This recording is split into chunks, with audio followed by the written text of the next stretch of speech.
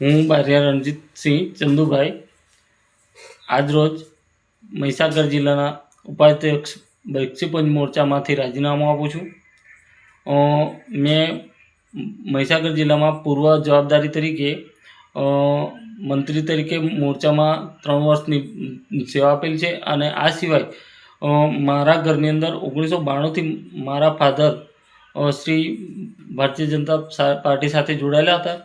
અને હું પણ આજીવન ભારતીય જનતા પાર્ટી માટે સમર્પિત હતો। પણ મને આજે એવું થયું કે મેન્ડેટ જોતા અને જે પાર્ટી મેન્ડેટ આપ્યું એ ઉમેદવારોને જોતા એવું થયું કે આજે શિક્ષણની મોટી વાત થતી હોય ત્યારે આ શિક્ષણની બાબતમાં જે શિક્ષણ વગરના ઉમેદવારો આવતા હોય તો દેશના ભવિષ્ય સાથે ખેલવાડ થતો હોય એવું મને લાગતા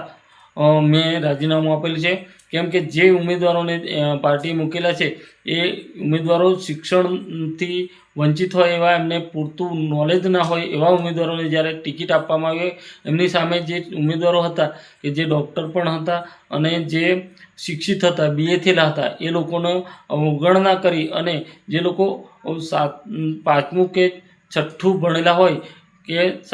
બીજું પહેલું ભણેલા હોય એવા લોકોને પણ મેન્ડેટ આપવામાં આવેલા છે। તો